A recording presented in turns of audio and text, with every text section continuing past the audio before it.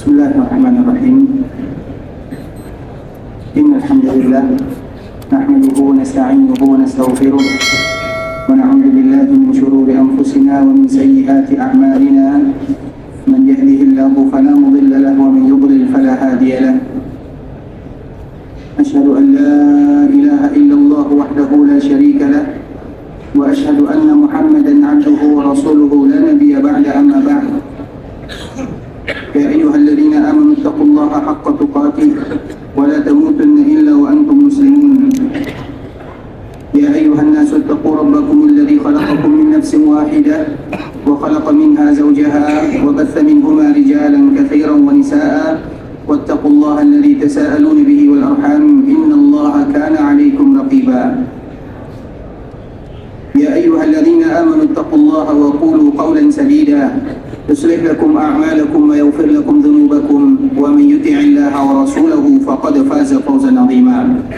أما بعد، فإن أصدق الحديث كتاب الله وخير الهدي هدي محمد صلى الله عليه وسلم وشر الأمور محدثاتها فإن كل محدثة بدعة وكل بدعة ضلالة.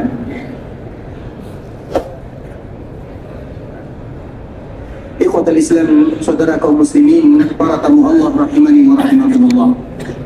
Alhamdulillah, nikmat demi nikmat Allah Subhanahu wa taala hadiahkan kepada kita bersama. Dan di antara salah satu nikmat yang didambakan oleh semua manusia yang beriman kepada Allah dan cinta kepada nabinya adalah berkunjung ke kota Madinah. Nikmat tersebut diberikan oleh Allah Subhanahu wa taala kepada kita bersama, sehingga tiada ucapan yang pantas bagi kita untuk mengucapkannya kecuali alhamdulillah. Allah Subhanahu wa taala menyebutkan, wa amma bi ni'mati rabbika fahaddits.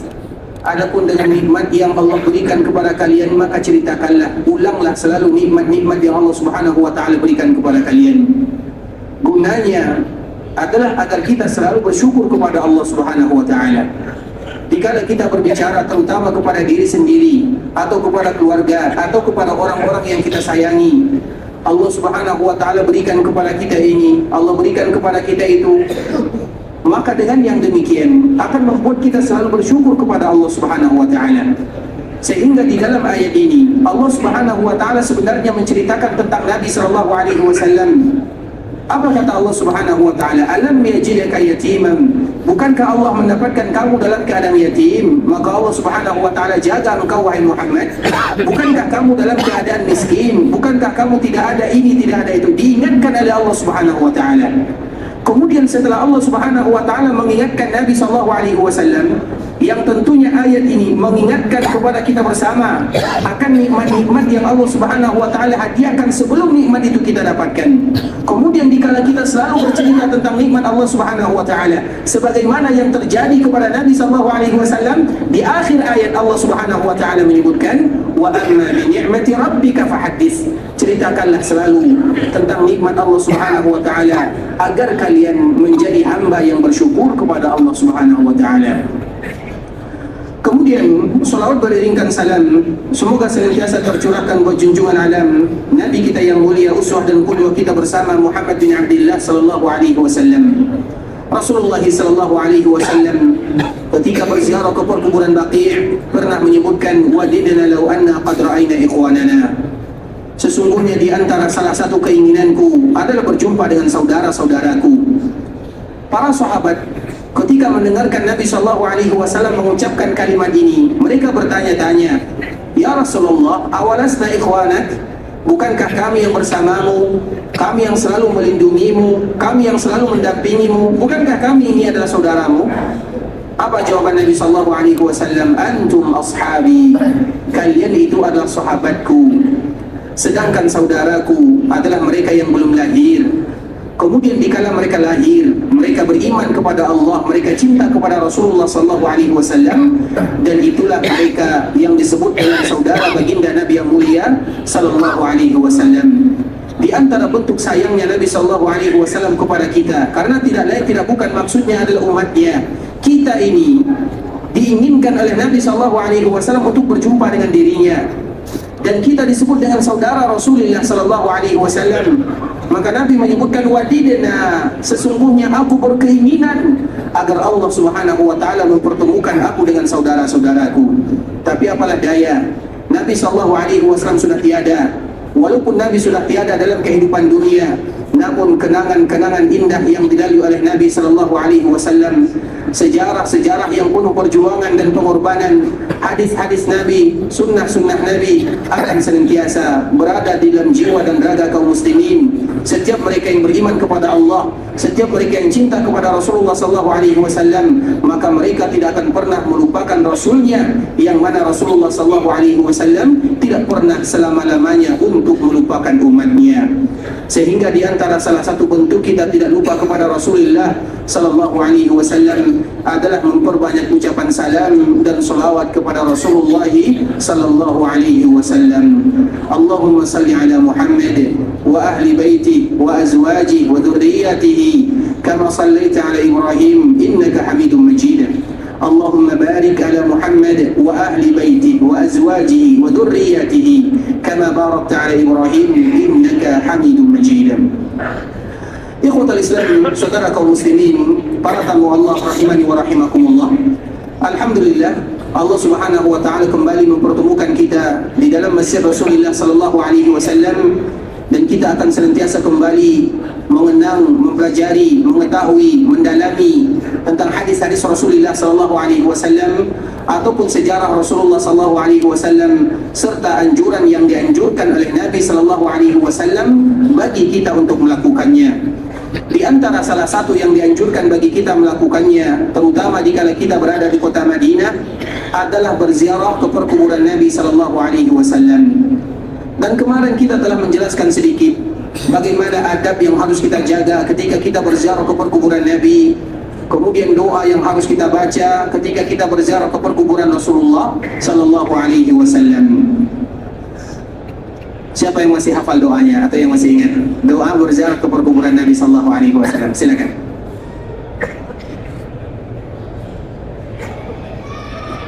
Assalamualaikum.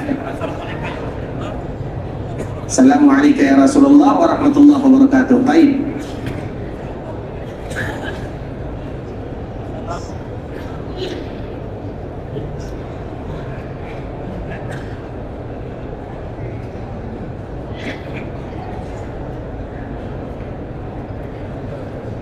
Gimana? Nyerah? Sebenarnya ingat tapi lupa saja ya. Baik. Grogi ya, karena ingat cuma grogi ya, biasa, masya Allah. Ulang lagi. Baik, dikasih kesempatan lagi. Baik. Assalamualaikum ya Rasulullah wa rahmatullahi wa barakatuh. Baik, yang kedua. Sallallahu wa sallama wa baraka alaika wa jazaka afdala ma jaza nabiyan an ummati. Nanti insya Allah diulang lagi ya. Itu adalah doa berziarah ke perkuburan Nabi sallallahu alaihi wasallam di kota Islam. Dan kemarin kita telah menyebutkan sedikit doa berziarah ke perkuburan Nabi, dan kita ulang, dan semoga dengan kita mengulang Allah mudahkan bagi kita menghafalnya, sehingga nanti dikala kita berziarah ke perkuburan baginda Nabi yang mulia, kita sudah tahu apa kewajiban kita sebagai umat Nabi sallallahu alaihi wasallam. Kita berziarah dengan menyebutkan kalimat yang terindah, dengan mengucapkan assalamu alayka ya Rasulullah wa rahmatullahi wa barakatuh. Sallallahu wa sallama wa baraka alaika wa jazaka afdala ma jaza nabiyan an ummati. Nabiyan an ummati. Itu merupakan di antara doa yang dianjurkan bagi kita membacanya, ikhwatul Islam, terutama dikala kita berziarah ke perkuburan Rasulullah sallallahu alaihi wasallam selama kita berada di Madinah. Karena memang orang-orang yang ada di Madinah, dan ini selalu kita ulang dan kita ulang agar kita tahu bagaimana nikmat yang besar Allah Subhanahu wa taala berikan. Nabi sallallahu alaihi wasallam, dia secara hukum dunia sudah dipanggil oleh Allah Subhanahu wa taala. Alam kita itu ada alam yang pertama alam rahim, yang kedua ada alam dunia, yang ketiga ada alam barzakh, dan yang keempat adalah alam akhirat. Antara satu alam dengan alam yang lainnya kita tidak akan pernah tahu. Bahkan dikala kita berada di dalam rahim ibu kita saja, kita tidak ingat apapun yang terjadi di sana. Kita tidak tahu bagaimana kita hidup, kita tidak tahu bagaimana kita bernapas, kita tidak tahu bagaimana kita makan, bagaimana kita minum. Yang kita tahu kita lahir di dunia, padahal kita masih berada dalam alam dunia dan kita tidak tahu tentangnya. Begitu juga dengan alam barzakh. Alam barzakh kita tidak boleh berbicara tentangnya kecuali dari wahyu Allah Azza wa Jalla. Kalau tidak ada wahyu, maka kita diam saja, karena kita tidak tahu tentangnya. Sebagaimana kita tidak tahu tentang alam rahim, kita tidak tahu pula tentang alam barzakh, apalagi tentang alam akhirat. Nabi SAW secara alam dunia sudah dipanggil oleh Allah Subhanahu wa taala. Nabi sudah berpindah dari alam dunia menuju alam barzakh. Nah, di alam barzakh bagaimana hakikatnya kita tidak akan pernah tahu sampai kita masuk ke alam barzakh tersebut, baru kita tahu. Di antara kekhususan Nabi SAW, ikhwatal Islam, Nabi SAW di alam barzakh dihidupkan oleh Allah Subhanahu wa taala, ahya. Nabi SAW hidup, tapi bagaimana hidup Nabi SAW kita tidak tahu, karena itu adalah alam barzakh. Dan di antara salah satu kemuliaan Allah Azza wa Jalla, bukan hanya Nabi, bahkan para syuhada yang berjihad di jalan Allah Subhanahu wa taala, Allah menyebutkan la tahsabanna alladziina qutilu fi sabilillahi amwata bal ahya. Allah menyebutkan jangan pernah kalian menyangka orang-orang yang terbunuh di jalan Allah Subhanahu wa taala mereka meninggal, tidak, tetapi mereka hidup. Apa makna hidup? Kita tahu apa arti hidup, tapi bagaimana hidupnya kita tidak tahu, karena mereka sudah berpindah alamnya dari alam dunia menuju alam barzakh. Kalau seandainya para syuhada saja mereka hidup di alamnya, tentunya Nabi SAW lebih hidup lagi di alam barzakh sana. Tapi bagaimana kehidupan Nabi SAW kita tidak pernah tahu, karena Allah dan Rasulnya tidak pernah memberitahukan kepada kita bersama. Namun yang harus kita yakini, Nabi SAW hidup di alamnya, tapi bagaimananya kita tidak tahu. Sehingga dikala kita berada di kota Madinah, berarti kita bertetangga dengan Nabi SAW. Nabi SAW jaraknya hanya beberapa langkah saja dari kita. Kapanpun kita bisa mendekati Rasulullah SAW, berziarah ke perkuburan Nabi SAW. Dan itulah diantara yang disampaikan oleh Nabi kepada kita bersama, bahwa Nabi SAW hidup di sana, tapi bagaimananya kita tidak pernah tahu. Secara alam dunia Nabi sudah dipanggil oleh Allah Subhanahu wa taala. Ikhwatul Islam, kita akan menyebutkan, karena sejarah Nabi SAW merupakan sejarah yang paling indah. Wafatnya Nabi SAW bukan hanya sejarah yang kita lewatkan begitu saja, namun perjuangan demi pengorbanan yang dilewatkan oleh Nabi SAW sampai pada akhirnya Allah Subhanahu wa taala memberikan kemudahan kepada Nabi. Nabi SAW diberikan pilihan oleh Allah Subhanahu wa taala, karena memang semua para nabi dan para rasul tidaklah mereka wafat kecuali Allah berikan kepada mereka pilihan, apakah tetap tinggal di dunia atau berjumpa dengan Allah Subhanahu wa taala. Dan rata-rata semua jawaban para nabi itu sama, tentunya mereka lebih memilih berjumpa dengan Allah Subhanahu wa taala. Begitu juga dengan Nabi kita yang mulia sallallahu alaihi wasallam. Ketika kita berziarah ke perkuburan Nabi, maka kita harus mengetahui sedikit banyak tentang bagaimana cerita Nabi, terutama di akhir kehidupan Rasulullah sallallahu alaihi wasallam. Kita tahu ikhwatul Islam, sedikit kita bercerita, bernostalgia dengan Nabi kita yang mulia sallallahu alaihi wasallam. Bagaimana akhir kehidupan Nabi sallallahu alaihi wasallam? Bagaimana pula Nabi sallallahu alaihi wasallam menghembuskan nafas terakhir? Bagaimana Nabi sallallahu alaihi wasallam wafat? Di mana Nabi wafat? Bagaimana Nabi wafat? Kenapa Nabi wafat?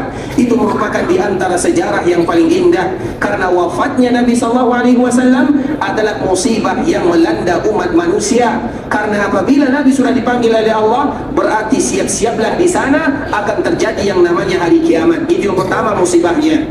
Karena antara wafatnya Nabi dengan hari kiamat, Nabi SAW menyebutkan menggandengkan antara dua jari ini, maknanya tidak ada lagi pemisahnya. Kemudian juga di antara musibah yang melanda umat manusia ikhwatul Islam, ketika Nabi SAW wafat, tidak ada lagi benteng bagi mereka semuanya. Karena dikala Nabi SAW hidup, Allah berjanji kepada Nabi SAW tidak akan menganiaya suatu kaum apabila mereka berada bersama nabinya. Makanya Allah Subhanahu wa taala menyebutkan di dalam surah Al-Anfal, "Wa ma kana Allahu liyu'adzibahum wa anta fihim."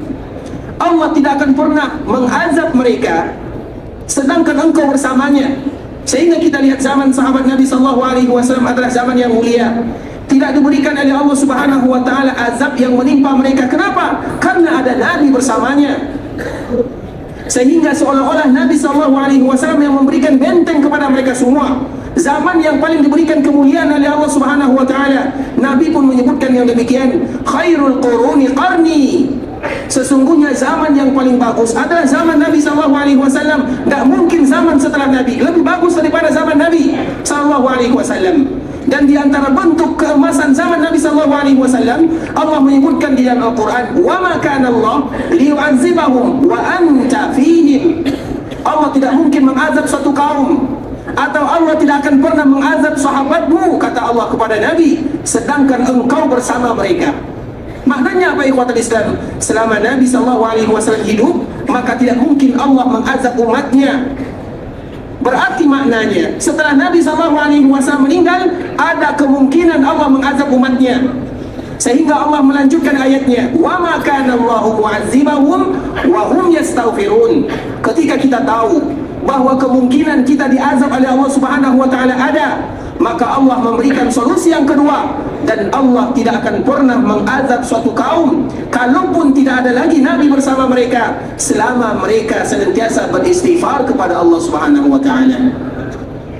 Makanya kalau kita perhatikan ayat yang indah ini, ikhwatul Islam, ayat yang menunjukkan bagaimana kemuliaan Nabi. Kalau Nabi sudah tiada, bagaimana Allah Subhanahu wa taala mudah memberikan azab kepada umatnya.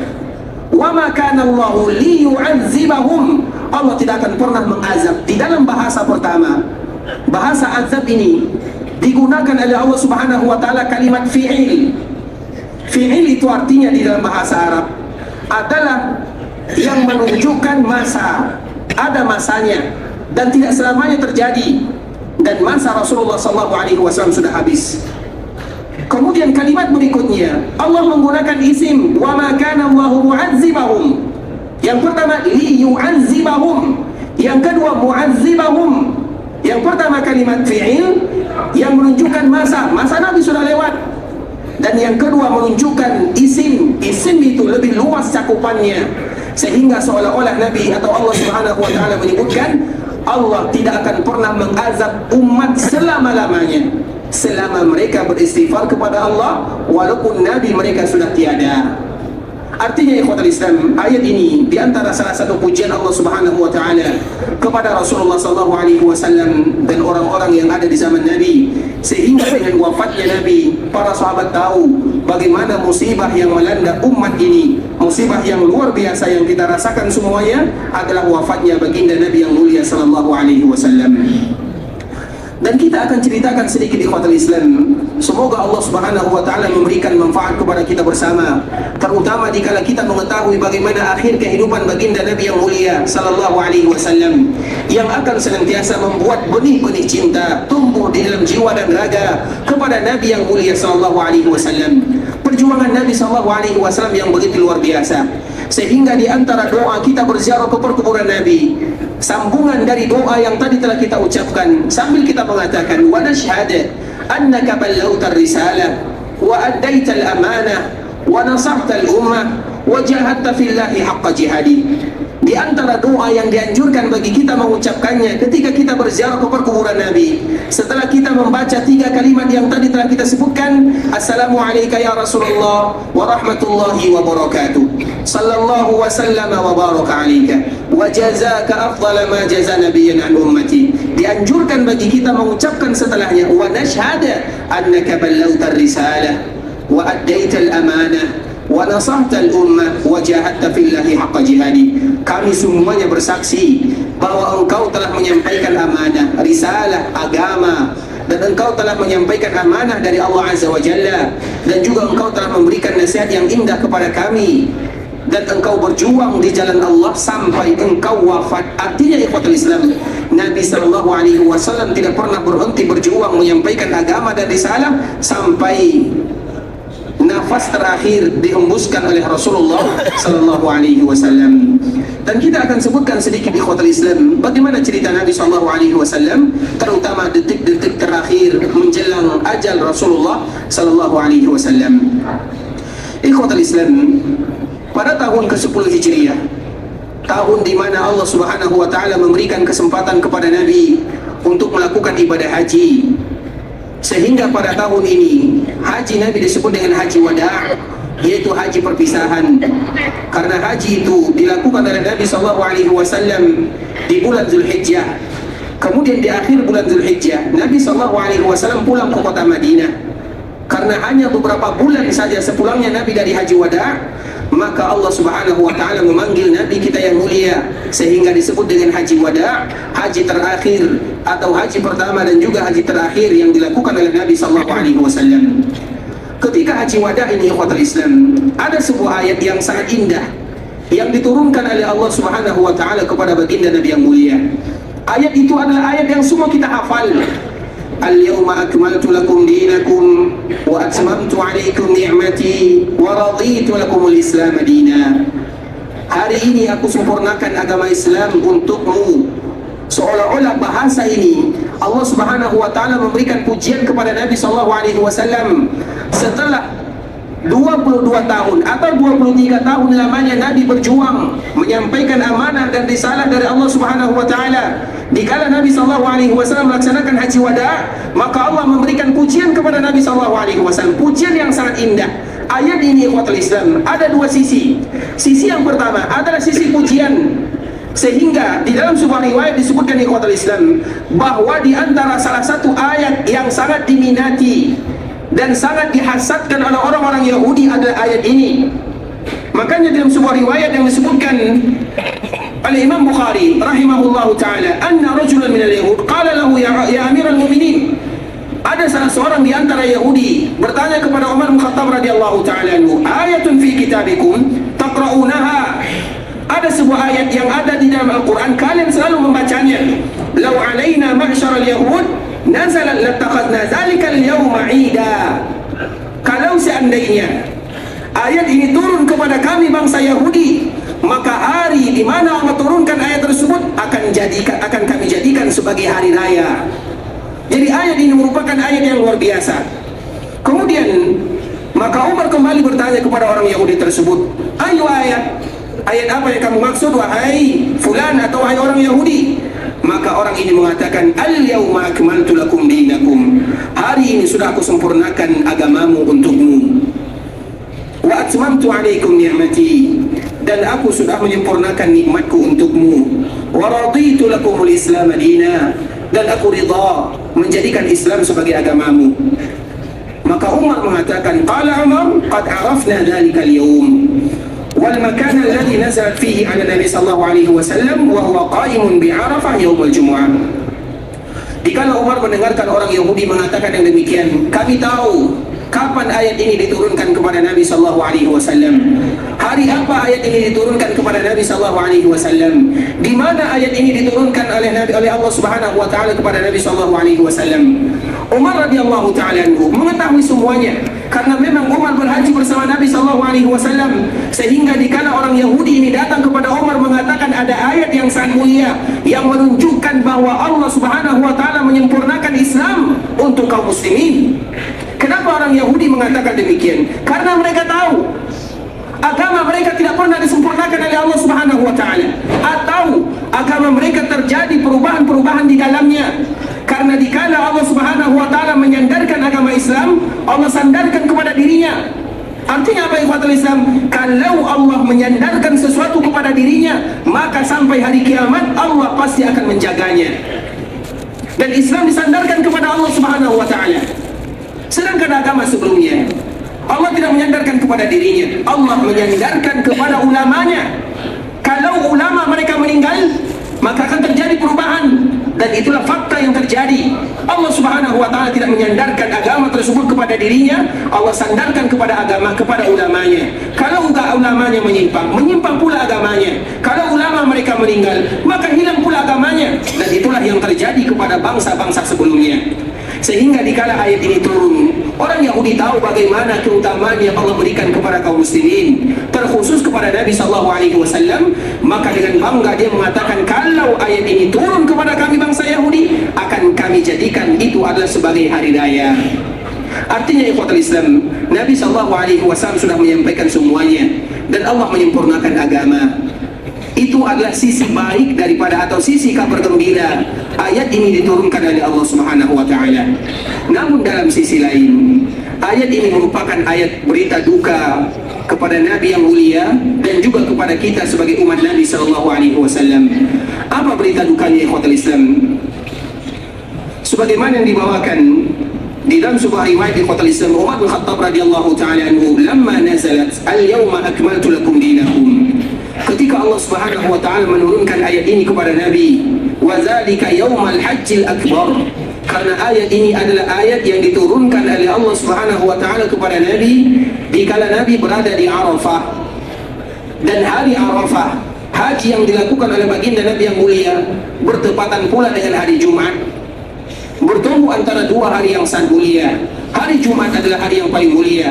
Hari Arafah pun adalah hari yang paling mulia.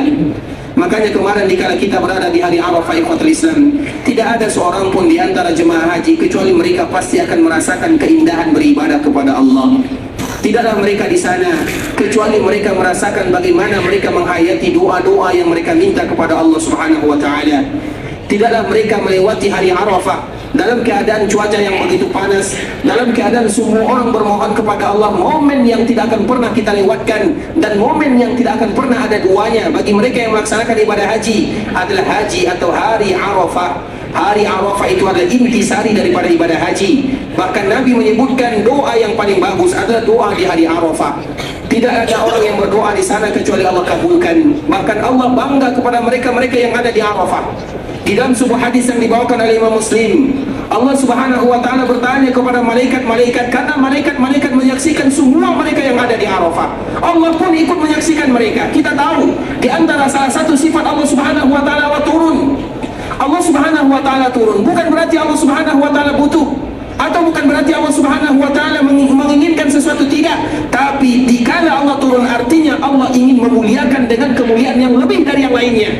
Dan di antara salah satunya melihat orang-orang yang ada di Arafah yang semua mereka rata-rata mengangkat kedua tangannya. Kemudian Allah berkata kepada para malaikatnya, "Wahai malaikatku, ma arada haula?" Apa yang mereka inginkan? Mereka meninggalkan saudaranya, keluarganya, mereka mengorbankan semuanya, kemudian mereka berada di Arafah. Kemudian dikala mereka ada di sana, mereka dalam keadaan yang begitu panas, dalam keadaan yang betul-betul melelahkan, tapi mereka tetap mengangkat kedua tangannya. Ma arada haula? Apa yang mereka inginkan, kata Allah. Maka Allah tahu apa yang kita inginkan, malaikat juga tahu apa yang Allah inginkan atau apa yang kita inginkan. Tidak ada yang kita inginkan kecuali agar Allah ampunkan dosa kita bersama. Dan semoga Allah Subhanahu wa taala ampunkan dosa kita bersama. Haji yang dilakukan oleh Nabi SAW, terutama di Haji Arafah, adalah haji yang paling mulia karena berjumpa, berpapasan antara hari Arafah dengan hari Jumat. Hari Jumat, hari yang mulia, hari Arafah, hari mulia, bertemu antara mulia dengan kemuliaan. Makanya Umar radhiyallahu taala anhu menyebutkan, "Wa dzalika yaumul hajjil akbar." Yang mana ayat ini Allah turunkan di hari Hajjul Akbar. Maka Umar, dikala Umar mendengar ayat ini turun, karena tidak semua orang yang paham. Dikala Allah turunkan ayat ini kepada Nabi SAW, kemudian Nabi sampaikan kepada umatnya, tidak semua umat yang paham apa maknanya. Yang mereka tahu agama sudah sempurna, kemudian apa? Selesai. Umar paham apa maknanya. Maka Umar tahu, sehingga dia menangis. Faqala lahu Nabi SAW, ketika Umar ini menangis, maka Nabi bertanya kepadanya, "Ma yubkik?" Apa yang membuat engkau menangis, wahai Umar? Qal, "Abkani anna kunna fi ziyadatin min dinina, fa amma idza kamul fa innahu lam yakmul syai'un illa naqas." Faqala sadaqta. Apa kata Umar radhiyallahu ta'ala anhu? Ya Rasulullah, seolah-olah bahasa yang ingin Umar sampaikan kepada kita bersama, terutama kepada Nabi SAW, dikala Nabi bertanya, "Ma yubkik?" Apa yang membuat engkau menangis, wahai Umar? Umar tahu apa isi daripada ayat ini. Ayat ini adalah kabar gembira bagi kita kaum muslimin, namun itu juga merupakan kabar duka bagi kita kaum muslimin. Sehingga Umar mengatakan, "Ya Rasulullah, al-yawma akmaltu lakum dinakum." Hari ini agama aku sudah sempurnakan bagi kalian, nikmat aku cukupkan, Islam sudah aku ridai. Apa artinya? Karena tidak ada kata sempurna kecuali setelahnya tidak sempurna. Sama ikhwatul Islam, seseorang dikala naik sampai ke puncaknya, apakah mereka setelahnya bisa naik lagi? Bisa atau tidak? Setelah naik apa yang akan terjadi? Mau tidak mau kita akan turun. Setelah gelap terjadi, betul-betul gelap, apa yang akan terjadi? Muncul sedikit cahaya. Setelah agama sempurna, apa yang terjadi? Berarti akan hilang yang membawanya. Siapa yang membawa agama Islam? Rasulullah SAW. Artinya ikhwatul Islam, ketika agama ini sudah disempurnakan oleh Allah Subhanahu wa taala, Allah ridhai Islam sebagai agama, nikmat sudah disempurnakan, semuanya sudah diberikan oleh Allah Azza wa Jalla, artinya tugas yang membawa agama itu sudah selesai. Berarti apabila selesai tugas Nabi, apa yang akan terjadi? Maka itu adalah tanda Nabi akan dipanggil oleh Allah Subhanahu wa taala. Karena Nabi sudah selesai tugasnya. Tugas Nabi menyampaikan Islam sudah disempurnakan oleh Allah Subhanahu wa taala. Sehingga Umar mengatakan, "Fa amma idza kamul", tidak ada sesuatu yang sempurna kecuali setelah sempurna itu tidak sempurna. Karena tidak akan pernah sempurna selama-lamanya. Kecuali setelah sempurna akan kurang sempurna. Apa kata Nabi sallallahu alaihi wasallam? Faqal sadaqta. Engkau benar wahai Umar. Artinya apa?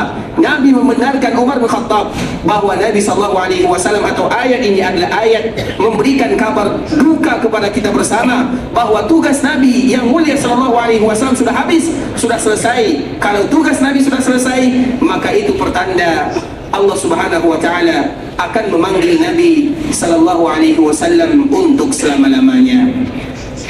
Sehingga ikhwatul Islam, seketika Nabi sallallahu alaihi wasallam pulang dari melaksanakan ibadah haji yang mulia ini di akhir bulan Dzulhijjah, maka Nabi sallallahu alaihi wasallam di kota Madinah di bulan Al-Muharram, kemudian di bulan Safar. Di akhir bulan Safar ini, maka disitulah awal cerita dimula, di mana itu merupakan sejarah yang tidak akan pernah terlupa. Bagaimana musibah melanda dunia, Nabi sallallahu alaihi wasallam dipanggil oleh Sang Pencipta. Makanya ikhwatul Islam, awal mula Nabi sallallahu alaihi wasallam merasakan sakit, terutama di akhir-akhir bulan Safar. Sebagaimana digambarkan oleh ibunda kita Aisyah radhiyallahu taala anha, raja'a Rasulullah sallallahu alaihi wasallam min al-Baqi'. Rasulullah sallallahu alaihi wasallam sepulang dari Baqi'. Baqi' itu adalah perkuburan yang kita tahu semuanya ada di sana. Makanya dianjurkan bagi kita berziarah ke perkuburan Baqi' karena Nabi diperintahkan oleh Allah untuk selalu berziarah ke perkuburan Baqi', dan Nabi pun memerintahkan kita untuk berziarah ke perkuburan Baqi'. Nah, dikala Nabi sallallahu alaihi wasallam berziarah, seolah-olah ziarah ini adalah ziarah perpisahan. Di dalam riwayat yang lain disebutkan Nabi sallallahu alaihi wasallam berziarah ke perkuburan syuhada Uhud. Bahkan ada kalimat yang keluar dari lisan Nabi sallallahu alaihi wasallam, antumus sabiqun wa nahnu lahiqun. Sebagaimana doa yang dianjurkan bagi Nabi untuk kita membacanya ketika kita berziarah ke perkuburan kaum muslimin. Assalamualaikum ya ahlad diyari minal mu'minin wal muslimin wa inna insyaallahu bikum lahiqun. Apa artinya? Wahai orang-orang yang ada di sini, saudara-saudara kami yang sudah mendahului kami, sesungguhnya kami akan ikut kepada kalian, mau tidak mau kami pun suatu saat nanti akan ikut kalian. Nah, bahasa inilah yang disebutkan oleh Nabi sallallahu alaihi wasallam. Ketika Nabi sallallahu alaihi wasallam berziarah, ada yang menyebutkan di dalam hadis Aisyah, Nabi berziarah ke perkuburan Baqi'. Di dalam riwayat yang lain, Nabi berziarah ke perkuburan syuhada Uhud, dua perkuburan yang dianjurkan bagi kita berziarah ke sana. Maka Nabi menyebutkan antumus sabiqun, seolah-olah Nabi sallallahu alaihi wasallam menyebutkan kepada para sahabatnya, wahai para sahabatku, kalian sudah mendahului kami, wa nahnu lahiqun, kami pun akan menyusul kalian. Seolah-olah bahasa isyarat dari Nabi sallallahu alaihi wasallam bahwa Nabi sebentar lagi akan menyusul sahabat-sahabatnya yang sudah terlebih dahulu dipanggil oleh Allah Subhanahu wa taala.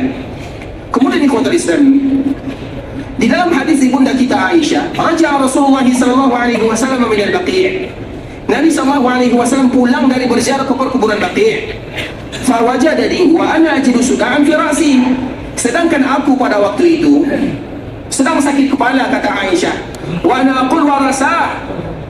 Kemudian aku mengatakan, alangkah sakitnya kepalaku. Aisyah pada waktu itu, dikala Nabi pulang berziarah, dia sedang sakit kepalanya, sehingga dia mengatakan alangkah sakitnya kepalaku. Seolah-olah dia menyebutkan kalimat ini kepada Nabi sallallahu alaihi wasallam. Tentunya antara kalimat seorang suami kepada istri atau istri kepada suami. Bisa jadi ingin merasa dikasihani, atau ingin dicarikan obatnya, atau kalimat-kalimat yang lainnya.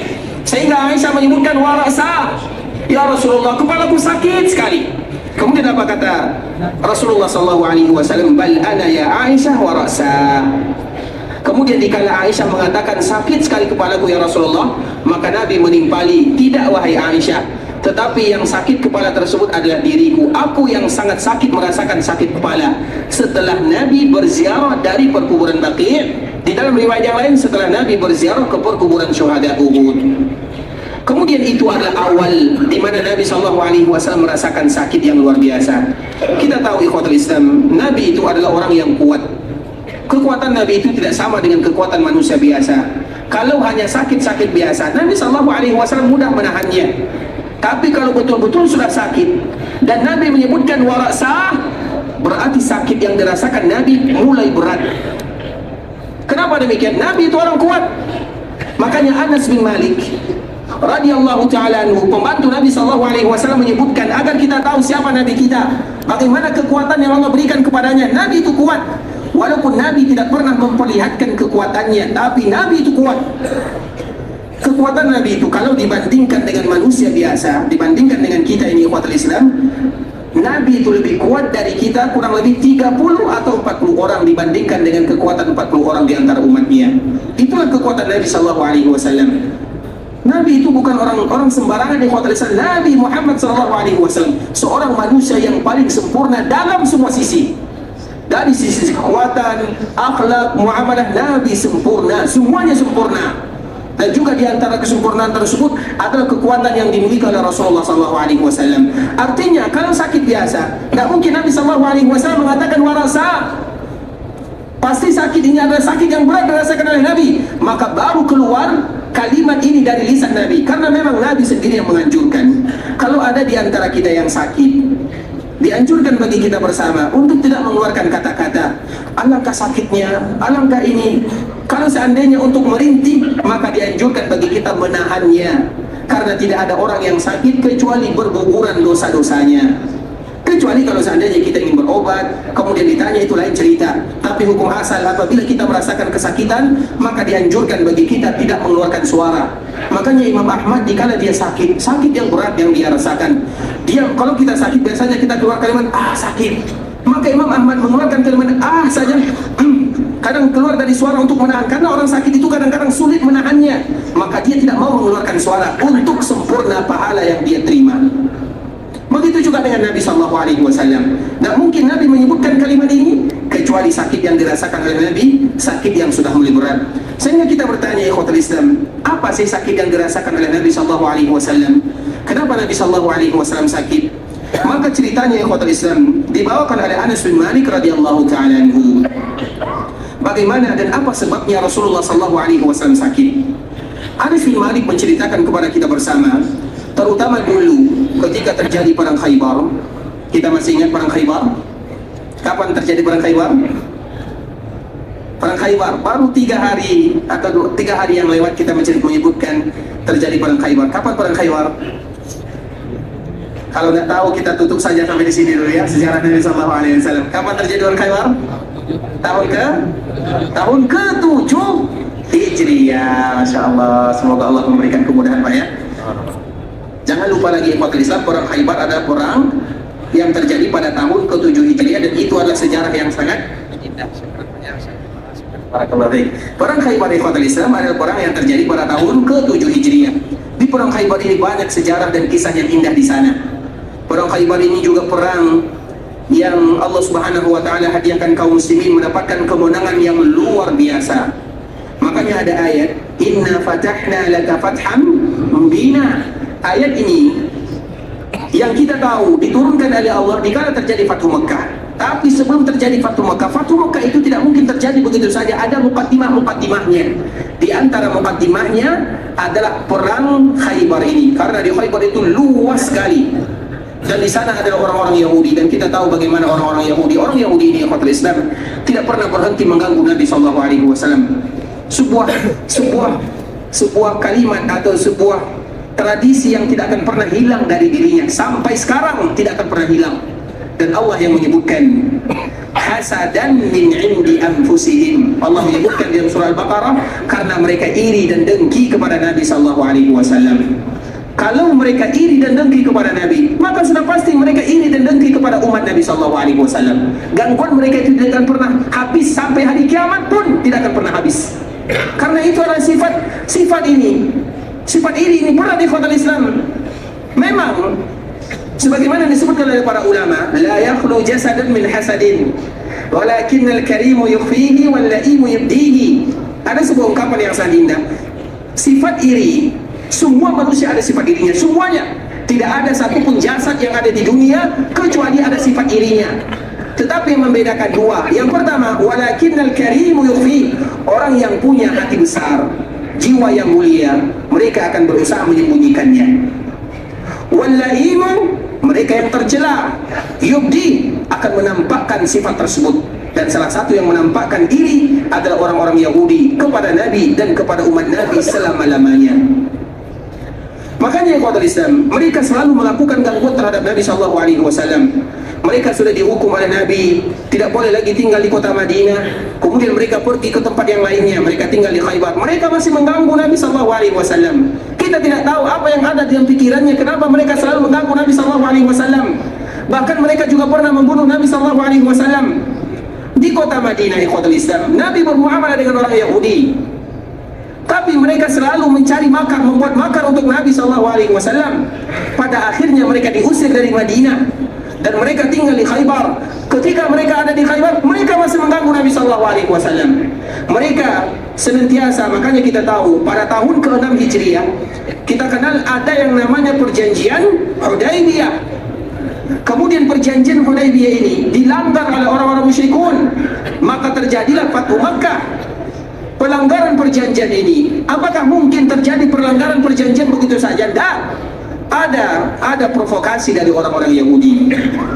Mereka selalu datang kepada orang-orang musyrikun, langgar perjanjian kalian, kami akan membantu kalian, dengan kata-kata yang lainnya.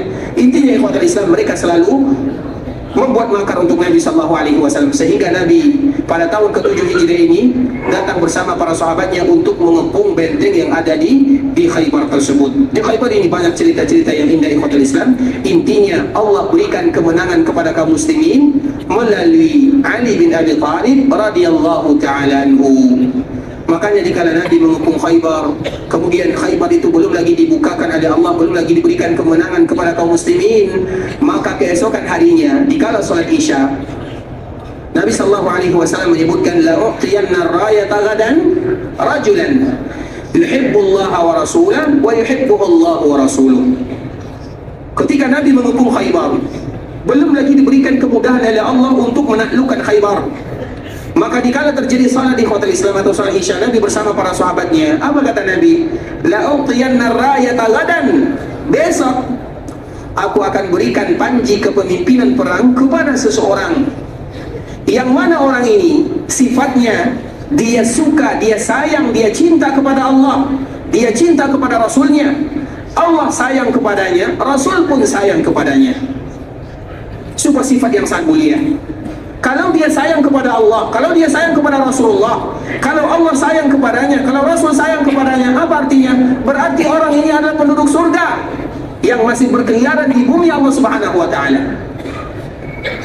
Sehingga para sahabat ikhwatul Islam, ketika Nabi menyebutkan kalimat ini, Nabi tidak menyambungnya, la u'tiyanna rayata ghadan rajulan yuhibbullaha wa rasulahu wa yuhibbuhu Allah wa rasuluh.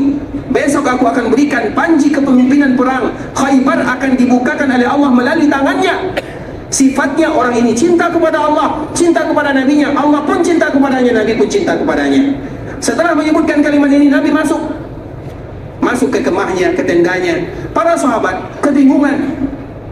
Mereka tidak tahu siapa yang akan ditunjuk oleh Nabi SAW, sehingga penasaran tingkat tinggi yang dirasakan oleh para sahabat Nabi. Dan mereka semuanya ingin menjadi pemimpin Khaybar, karena siapapun yang memimpin pasti menang.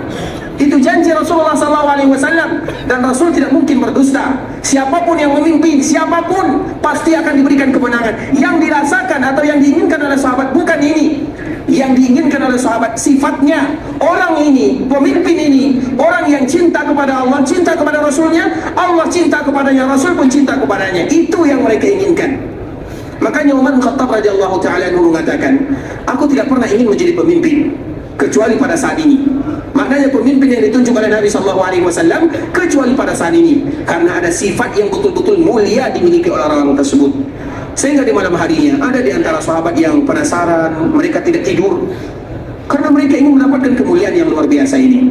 Ketika mereka tidak tidur, kemudian di pagi harinya salat bersama Nabi SAW. Setelah salat, karena ini sudah keesokan harinya, mereka berbondong-bondong memperlihatkan mukanya kepada Nabi SAW dengan harapan, ya Rasulullah, tunjuk diriku yang menjadi pemimpin. Begitulah yang dilakukan oleh semua sahabat, bahkan Umar pun demikian keadaannya. Mereka sengaja mendekati Nabi agar Nabi menunjuk mereka menjadi pemimpin pada saat itu. Kemudian dikala para sahabat mendekat Nabi SAW, maka apa kata Rasulullah? Aina Ali? Mana Ali bin Abi Thalib? Sehingga harapan para sahabat semuanya pupus, hilang. Tidak lagi ditunjuk oleh Nabi SAW karena Nabi sudah mengatakan mana Ali. Berarti Ali yang akan ditunjuk oleh Nabi SAW. Kemudian para sahabat belum berhenti berjuang. Maknanya mereka tetap berusaha, ya Rasulullah, Ali tidak ada. Karena memang pada waktu itu Ali tidak ada. Kenapa Ali tidak ada? Ali lagi sakit matanya. Paramat, sakit mata. Sehingga mereka mencari alasan, ya Rasulullah, tidak usah tunjuk Ali, kami tunjuk yang ada di sini. Karena Ali sedang sakit. Karena betul adanya Ali sedang sakit, sehingga Ali tidak ada di sana. Nabi SAW tetap mengatakan, mana Ali? Para sahabat kembali mengatakan, ya Rasulullah, Ali sedang sakit, sakit matanya. Apa kata Nabi? Bawa dia ke sini. Maka para sahabat pun akhirnya membawa Ali bin Abi Thalib. Ternyata benar adanya, Ali sedang sakit matanya. Dan sakit mata itu berat di ikhwatul Islam, terutama yang dirasakan oleh Ali bin Abi Thalib, betul-betul sangat berat dirasakan oleh Ali. Kemudian dikala Ali dibawa, karena Ali tidak bisa berjalan sendiri, sehingga dibawa, dipapa oleh kedua orang sahabat yang lainnya. Kemudian sampailah Ali bin Abi Thalib ke hadapan Rasulullah SAW. Dikala Ali sampai, maka dilihat oleh Nabi, ternyata betul sakit matanya. Kemudian apa yang terjadi? Maka Rasulullah SAW tentunya melakukan yang terbaik untuk umatnya, apalagi kepada menantunya dan sepupunya Ali bin Abi Thalib radhiyallahu ta'ala anhu. Dilihatlah Ali bin Abi Thalib. Kemudian Nabi SAW berdoa kepada Allah. Kemudian setelah berdoa, maka Nabi SAW meludah sedikit. Ada ludah yang banyak, ada ludah sedikit. Di ludahnya mata Ali bin Abi Thalib radhiyallahu ta'ala anhu. Dikala mata Ali diludahi ikhwatul Islam, maka seketika itu juga mata Ali diberikan kesembuhan oleh Allah, bukan Nabi. Diberikan kesembuhan oleh Allah melalui usaha dari Nabi SAW. Dan ini ikhwatul Islam adalah kekhususan yang hanya dimiliki oleh Nabi SAW. Kalau ada di antara kita yang sakit mata, jangan diludah. Itu adalah khusus untuk Nabi yang mulia. Kalau kita ludah, yang sakit makin sakit. Dan itu memang terjadi. Tidakkah kita tahu sejarah yang disebut dengan siapa Nabi palsu? Musailamah al-Kadzdzab. Sama ceritanya. Jadi di Musailamah ini sudah ada di zaman Nabi. Jadi dia sezaman dengan Nabi. Bahkan dia mengirim surat kepada Nabi, wahai Muhammad, engkau Nabi, aku juga Nabi. Ayo kita bagi dua tanah ini. Tanah ini milik Allah Azza wa Jalla, bukan milik Nabi. Maknanya sudah sezaman dengan Nabi. Di zaman Nabi sudah ada, tapi Nabi di akhir kehidupannya. Kemudian di kala Musailamah ini ikhwatul Islam, dia mengatakan dirinya seorang Nabi. Maka umatnya, kaumnya butuh bukti. Mereka mengatakan berombongan, wahai Musailamah, Nabi yang ada di sana, maknanya Nabi Muhammad yang ada di Madinah, ada bukti kalau dia seorang Nabi. Musailamah bertanya, apa buktinya?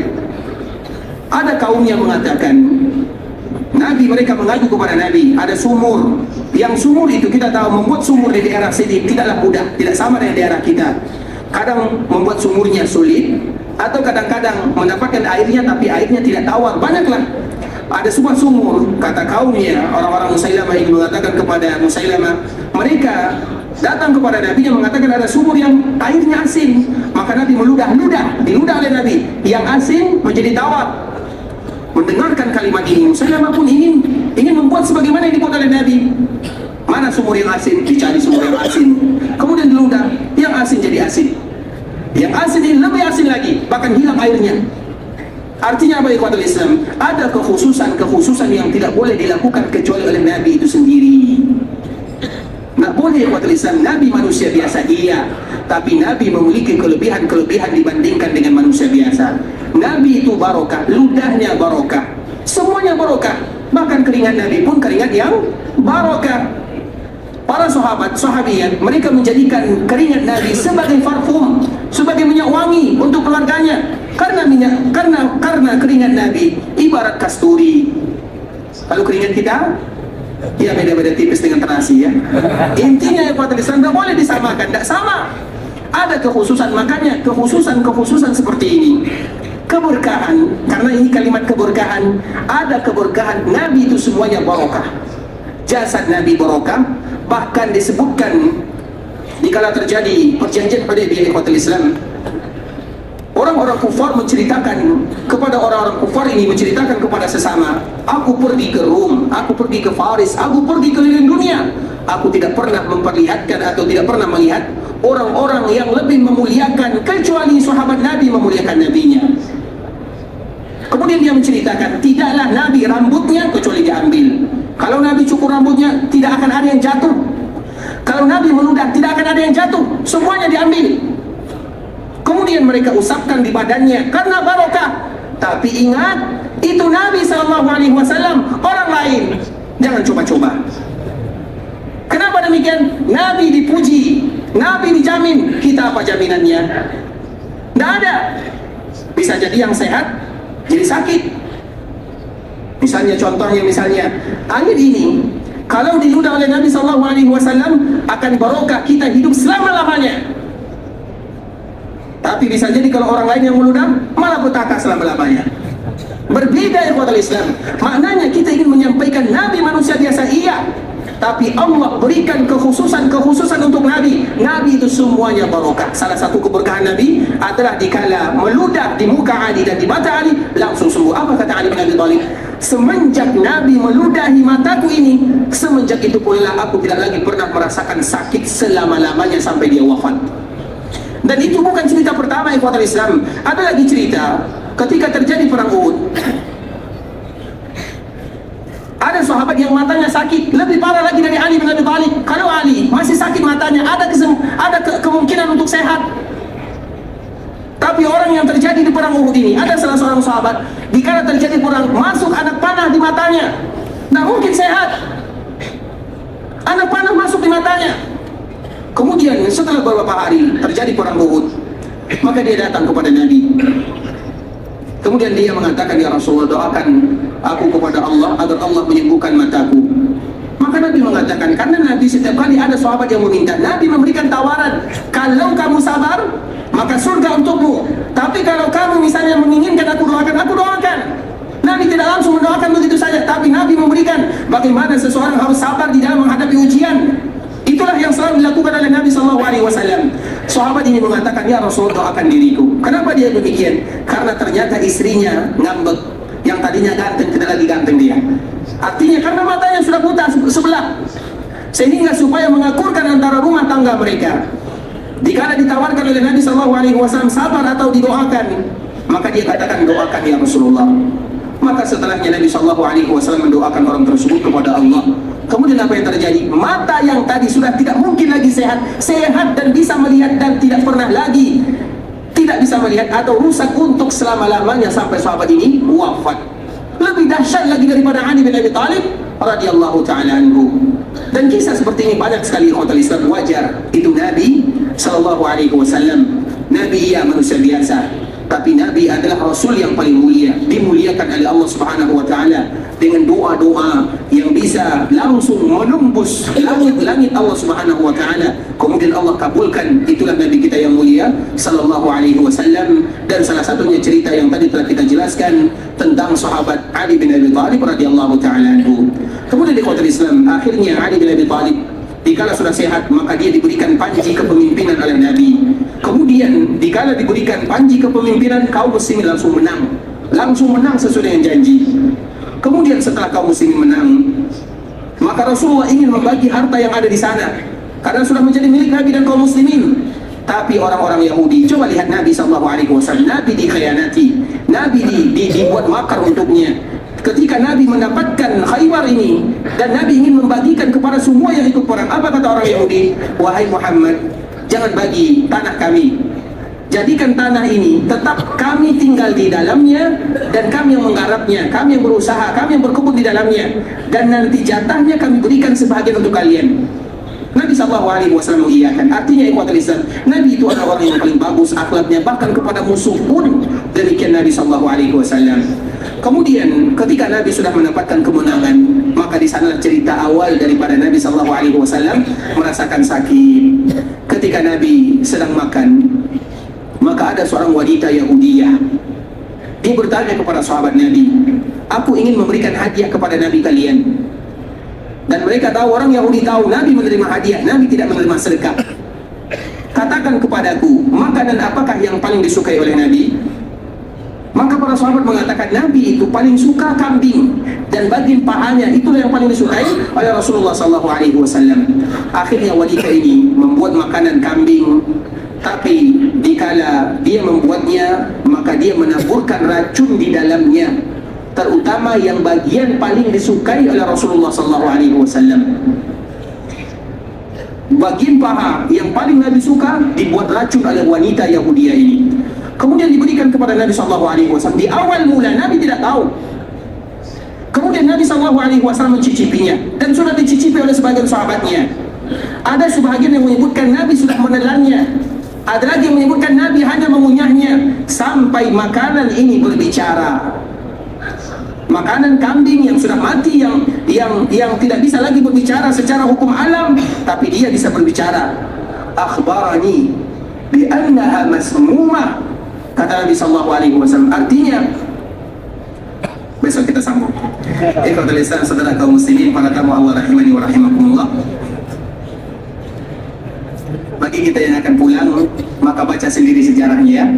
Tapi bagi kita yang ada di kota Madinah, semoga Allah mudahkan kita selalu belajar dan mengetahui tentang sejarah Nabi yang mulia SAW, yang penuh dengan hikmah, yang penuh dengan cerita yang indah, kenangan-kenangan yang akan memberikan kepada kita, menumbuhkan di dalam jiwa dan raga kita cinta kepada baginda Nabi yang mulia SAW.